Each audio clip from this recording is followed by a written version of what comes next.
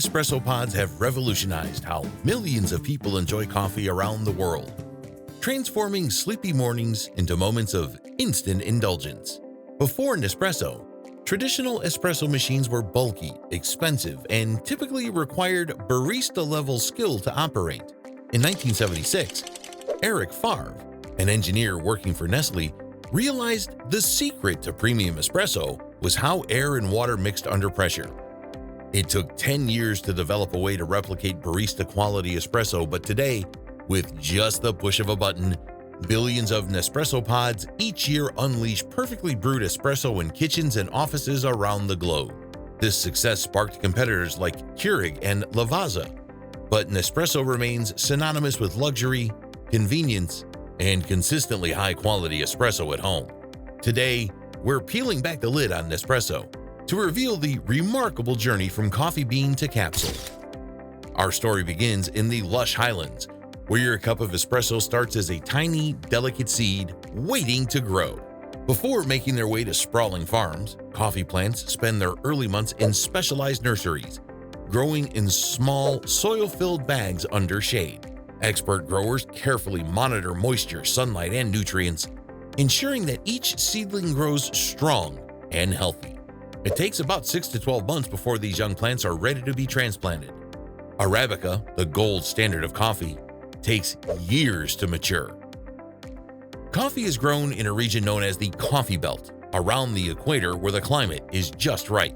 Brazil, the undisputed coffee giant, produces nearly 40% of the world's coffee, followed by Vietnam, the king of Robusta beans, often used for espresso blends due to their bold, strong flavor. Once planted, coffee takes 3 to 4 years before they start producing fruit.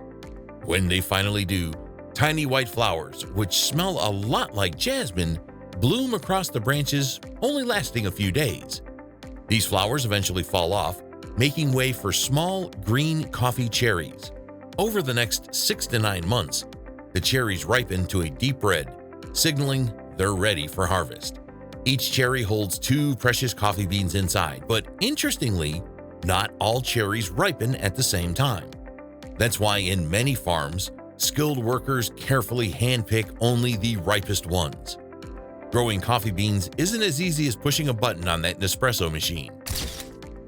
As the coffee cherries ripen, it's time for harvest, which is both an art and a science.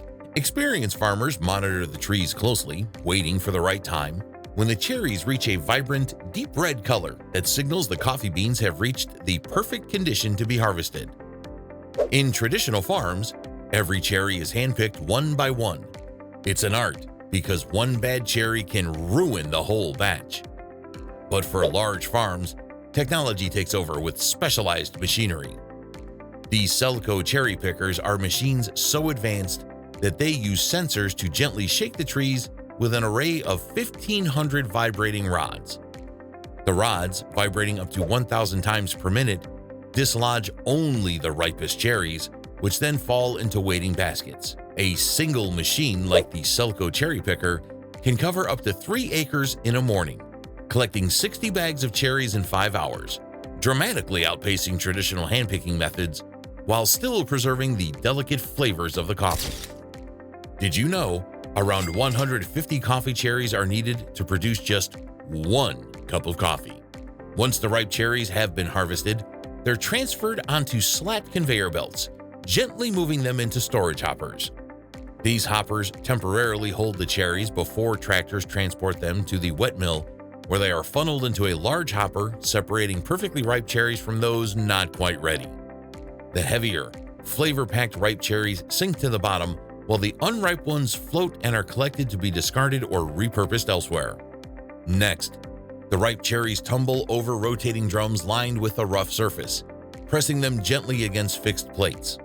This action skillfully removes the juicy pulp, revealing the precious coffee beans inside.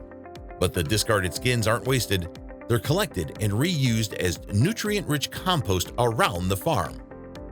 The coffee beans are left coated with a slimy substance known as mucilage.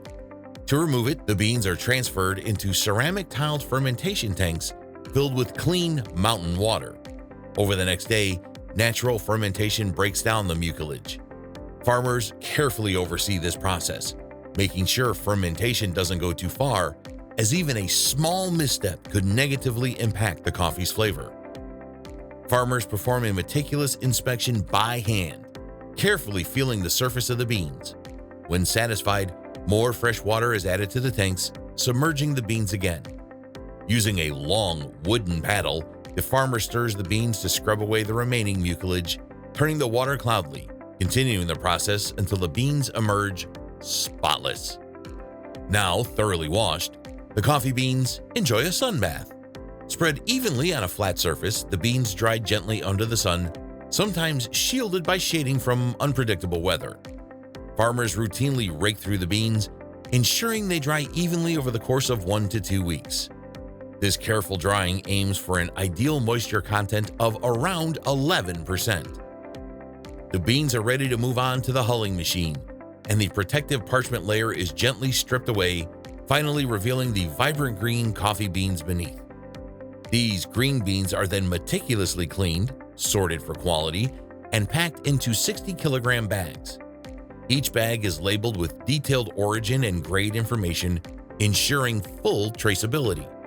The packed beans are stored in ventilated warehouses, protected from pests and moisture until they're ready for shipment to the Nespresso factory. A robotic arm equipped with a specialized spider gripper gently lifts the heavy bags from trailers onto an extendable conveyor belt, safeguarding employees from potential injury. As bags travel down the conveyor, additional robotic arms align them correctly.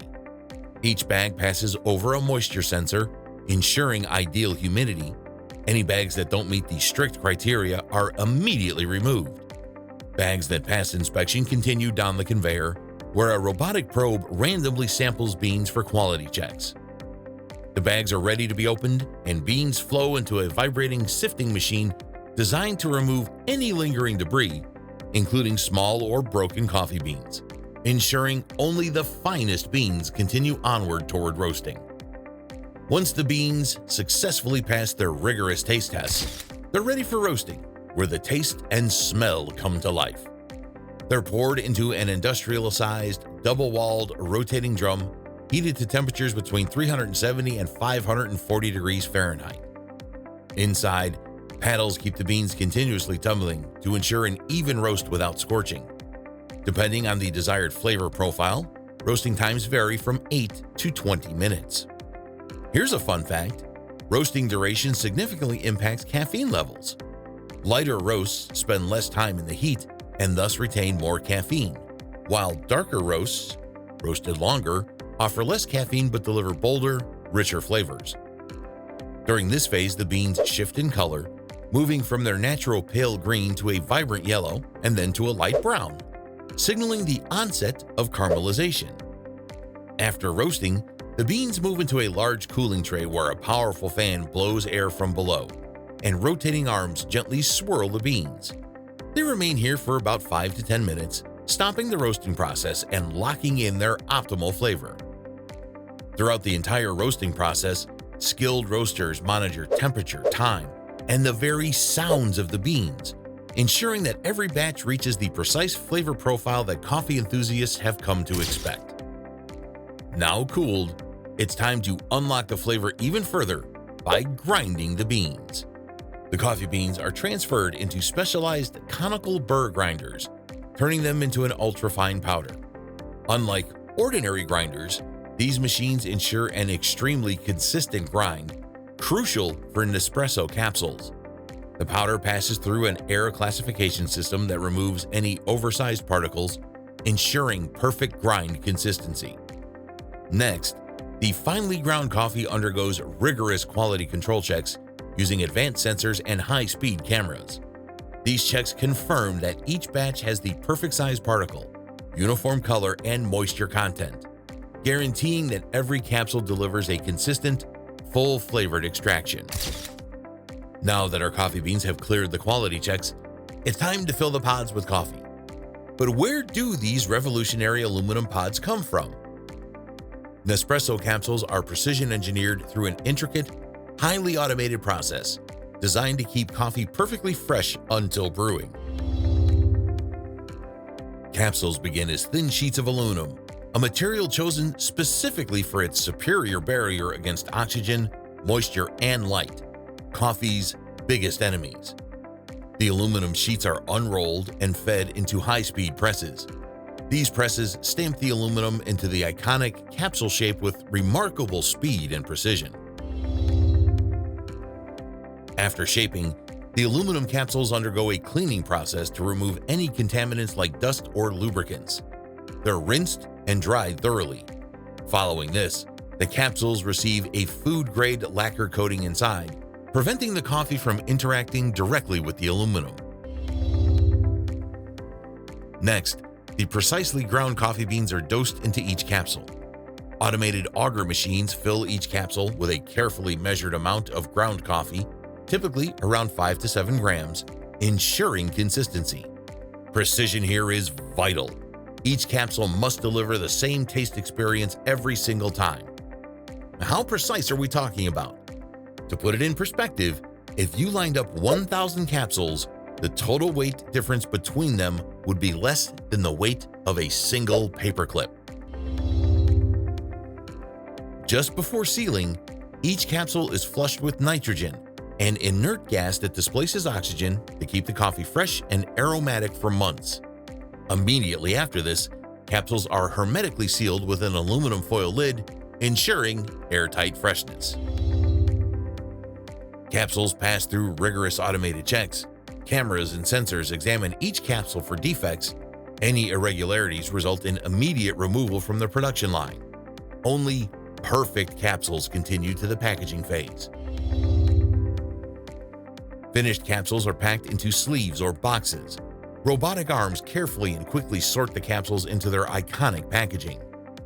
Each pack is then labeled clearly with the coffee blend, production date, and batch number, ensuring full traceability. Some of these automated packaging lines can process over 20,000 capsules per hour. That's roughly 330 capsules packed every minute. The result is the sleek Nespresso pod you're familiar with, engineered to deliver a premium espresso experience, one button push at a time. So, the next time you hold a Nespresso capsule in your hand, take a moment to appreciate the journey it took to get to you. We hope you enjoyed this deep dive into the incredible journey of Nespresso coffee. If you found this interesting, make sure to like and subscribe so that you don't miss out on more content like this. And tell us, which part of the process surprised you the most? Drop your thoughts in the comments below. Thanks for watching, and until next time, stay caffeinated.